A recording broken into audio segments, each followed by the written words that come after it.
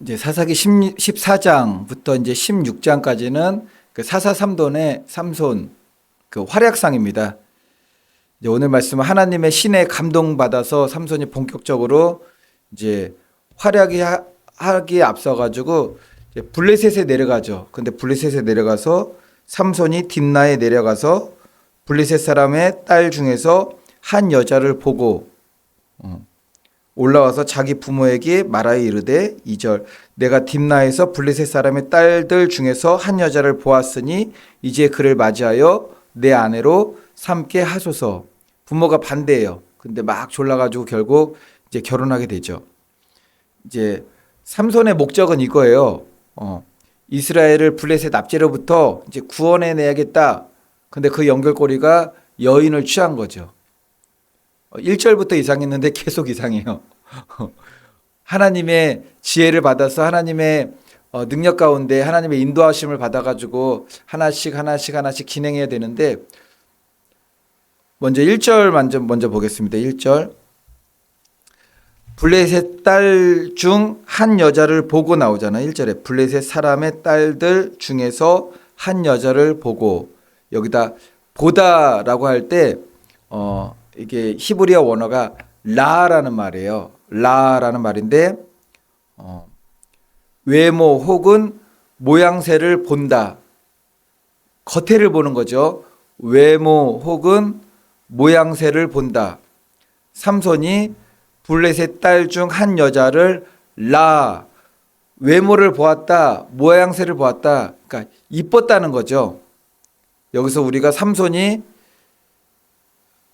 어떤 여자를 얻어야 될까요? 이스라엘 백성 중에서 지혜롭고 현숙한 여러모로 보나 배우자로서 합당한 여부를 살피고 부모님의 축복 가운데 기도 가운데 결혼해야 되는데 외적인 모습만 보았다는 거죠. 외모를 보았다. 모양새를 보았다. 이것이 결혼 이유가 되었습니다. 삼손이 이러한 결혼에 대한 게 하나님 앞에 어떻게 보면은 그 준비 과정은 하나님의 전적인 주권적 역사 가운데 수태고지도 있었고 너무나 귀하게 보였지만 첫 단추부터 여자를 보고서 시작하게 되는 그러니까 이런 것 같아요. 우리의 믿음이라는 것이 바로 하나님 말씀대로 가야 되는데 그렇지 못하면은 우리의 생각에 들어오는데 그렇다고 우리의 생각만 가지고 하느냐? 그렇지가 않아요. 우리의 생각을 나의 인간적이고 세상적인 생각을 하나님하고 같이 막 가려고 하는 거죠. 그러니까는 본인도 막 착각을 하는 거예요. 나의 삼손은 뭐라고 생각하겠습니까?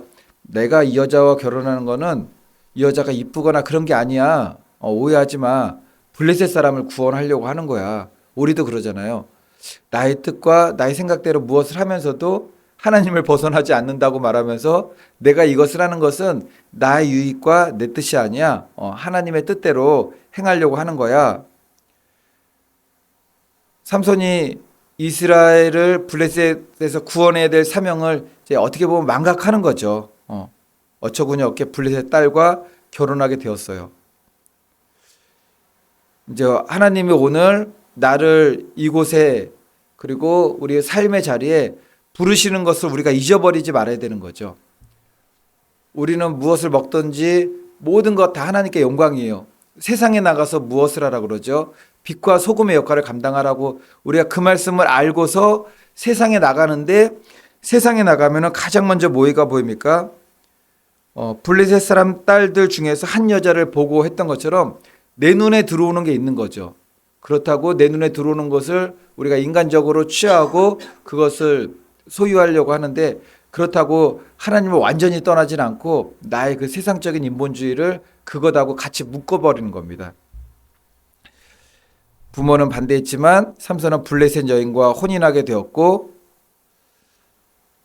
그 목적이 이스라엘을 블레셋 압제에서 구원하려는 것이었다라고 성경은 삼손이 이제 그렇게 얘기하는 거죠. 그리고 다음으로 삼손이 포도원에 갔다가 사자를 이게 염소 새끼 찢는 것처럼 이게 막 찢어요. 정말 그럴 수 있을까요? 엄청나던데 그 사자가 유튜브에서 영상을 하나 본 게 있는데 그 멧돼지 있잖아요. 멧돼지가 힘이 엄청 세더라고요. 보니까 마을까지 들어왔는데 뭐 철이고 이게 철문 같은 거 다 부시고 들어왔어요. 사람들이 어떻게 하지를 못해요. 근데 호랑이 사자가 한번 딱 덮치면은 이렇게 물고서 가더라고. 그 힘센 걸 갖다가 발버둥 치다가 죽는데 그 사자를 갖다가 이게 다 찢었어요. 죽였습니다. 그리고 결혼 잔치 중에 수수께끼를 내요. 수수께끼를 내요. 수수께끼도 참 이제 재밌는 거였죠. 사사를 찢어 죽이고 갔더니 거기에 뭐가 있었습니까? 이게 꿀이 있었던 거죠. 꿀이. 이제 그걸 가지고 결혼잔치 중에 수수께끼를 내고 근데 결국에는 아내의 게임으로 아내가 막 조르게 되니까 수수께끼에 대한 답을 얘기해 주게 돼요. 그리고 그것이 이제 사람들한테 흘러 들어가게 되죠. 삼손이 분노했고 블레셋 사람 70명을 갖다가 30명이죠. 30명을 죽이게 돼요.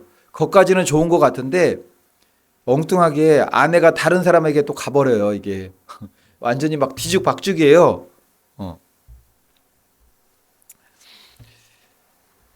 삼손이 자기 자신이 죽인 사자의 사체에서 생긴 벌떼 꿀 발견하고 그것을 취하죠. 근데 그것을 취하면 안 돼요. 왜냐면은 나시린의 서약을 어기게 된 거예요.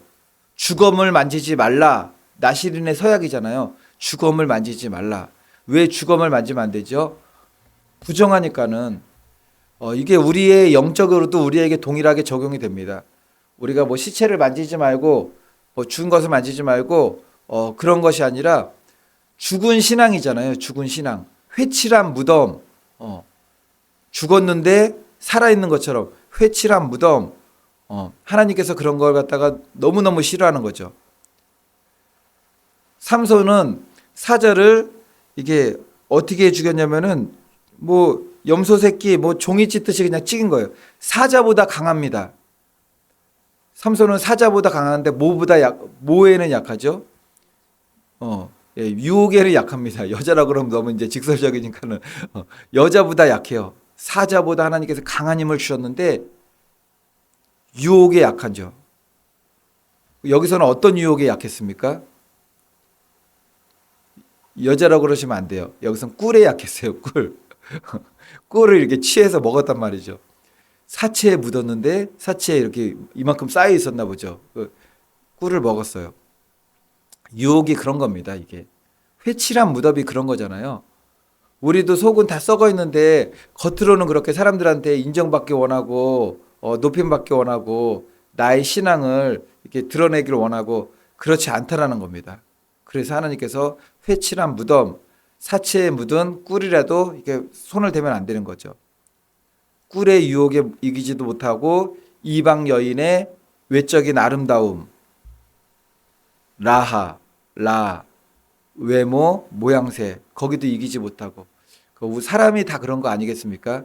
외모와 모양새, 집, 뭐 차, 뭐 옷, 뭐 저는 그런 걸 안 사봐서 저도 뭐 다들 그러시겠지만 정말 대단하신 분인데 명품백 가지고 막 그렇게 막 난리 나고 보면은 애들 장난하는 것 같기도 하고, 그 대단한 사람이 대단한 일들을 해야 되는데 어떻게 그런 걸 가지고 이렇게 막 문제가 생기는지 어쨌든 이방 여인과 이방분의 달콤함에 빠져 있는 것을 보게 됩니다. 회칠한 무덤이 뭐죠? 지금 사사 삼손의 모습이 회칠한 무덤이에요. 겉모습만 나시린이지 속 사람은 나시린이 아니에요. 보니까는 나시린으로 교육받고 어릴 때부터 그렇게 자라왔을 텐데 지금 하는 거 보면은 겉모습은 세상 사람들하고 다름없어요. 블레셋 가가지고 구원해야 되는데 여자 보고서 그 여자를 보았다. 라고 나오기도 하고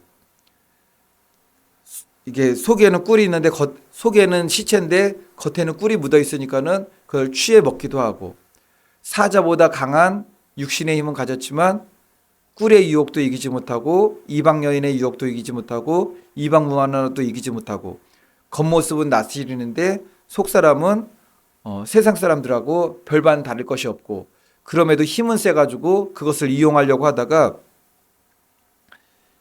계속 일이 벌어지게 되는 겁니다. 그리스도인은 그리스도인으로 부름받은 나는 세상에 대해서 어떤 자세를 취해야 되느냐.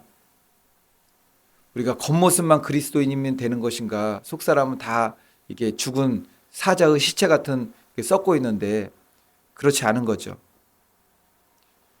빛과 소금으로 속사람이 거듭난 그리스도인의 삶을 살아야 된다라는 것입니다.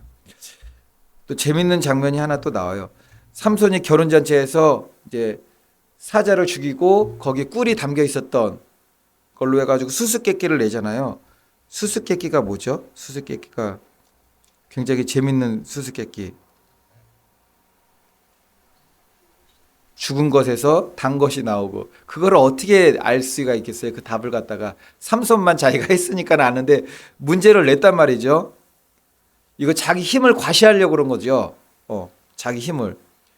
삼손의 아내를 위협해서 결국 그 답을 알아냅니다. 그런데 자기 힘을 과시하려고 사람도 막 그것 때문에 화나가지고 또 사람도 막 30명이나 이렇게 죽이게 되었어요. 그런데 그렇게 육신적인 힘을 드러낸 것이 도리어 마지막 20절 보면은 19절 20절 보겠습니다.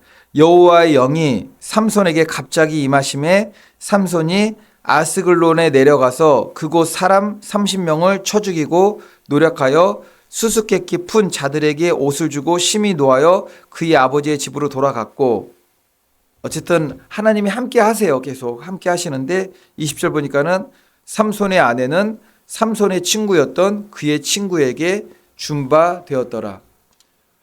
이해하려고 해도 이해할 수 없는 일들이 막 벌어지는 거죠. 그냥 블레셋에 내려갔다가 여자하고 결혼하고 뭐 사자를 죽이고 포도원에서 사자를 죽이고 꿀이 있었더니 자기 결혼식 잔치에서 또 수수께끼를 내고 아내에게는 또 얘기를 했나 봐요. 그걸 갖다가 자꾸 조르니까는 그 아내의 얘기가 블레셋 사람들한테 이제 다시 얘기가 들어가게 되고 그 얘기를 듣고 화나가지고 또 사람을 이렇게 처리한 다음에 옷을 얻어가지고 그것을 또 갖다 주고 아내는 다른 남자한테 가고 사사기 14장부터 시작되는 사사 삼손의 활약상이 있는데 첫 단추부터 너무나 이게 아쉬운 거죠. 사람의 딸들 중에서 한 여자를 보고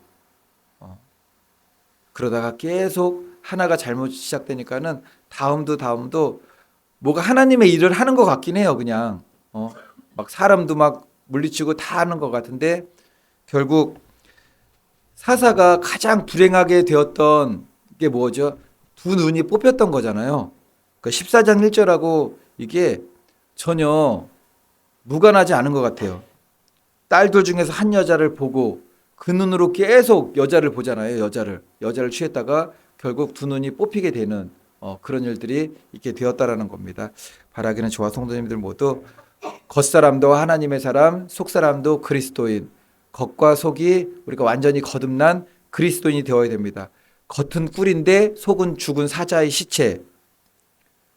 겉은 아주 아름답게 꾸며져 있는데 속은 무덤. 이러면 절대 안 된다라는 겁니다. 우리가 속사람이 거듭나서 그것들이 우리 삶 가운데 빛과 소금으로 순종으로 나타나는 저와 성도님들 될 수 있기를 예수님의 이름으로 축원을 드리겠습니다.